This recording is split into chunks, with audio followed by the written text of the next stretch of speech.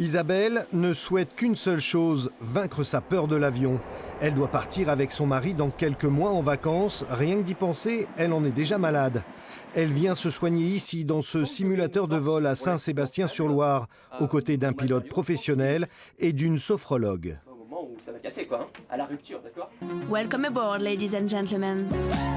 En cas de dépressurisation, un masque à oxygène tombera automatiquement à votre portée. Je suis enfermée à 10 000 mètres et je me dis que tout peut arriver et que seules 2 personnes doivent prendre les bonnes décisions au bon moment pour des centaines de passagers.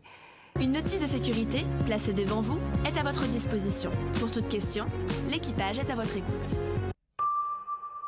Progressivement, vous allez faire venir à votre conscience les sensations corporelles que vous avez pu éprouver dans cet avion.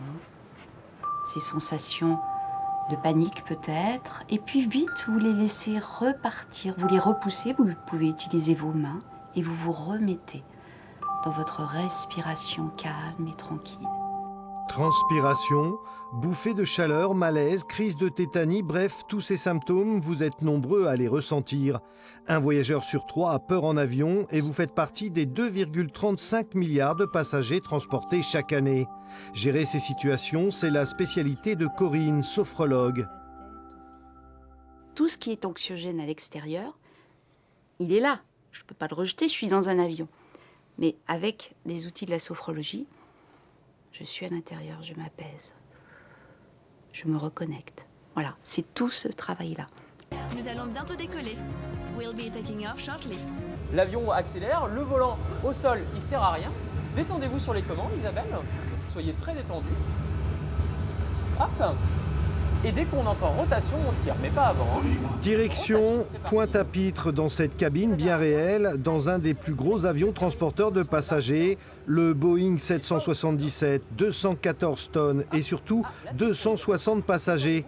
Et c'est Isabelle qui les amènera jusqu'à leur destination finale sans encombre. Ça va nous amener une réalité de pouvoir mettre des mots sur justement le fait de se dire quel est ce bruit, quelle est cette réaction, pourquoi est-ce qu'il se passe ça dans l'avion.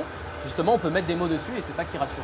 Connaître un peu mieux le fonctionnement d'un avion, vu que ce matin, je n'y connaissais encore pas grand-chose, ça apaise considérablement mes appréhensions. Nous vous souhaitons un excellent vol. Thank you for your attention. Une journée de formation contre le stress en avion, cela suffit pour beaucoup de personnes souffrantes de ces phobies. Sachant, rassurez-vous, les chiffres parlent d'eux-mêmes, l'avion reste de très loin le moyen de transport le plus sûr par rapport aux kilomètres parcourus.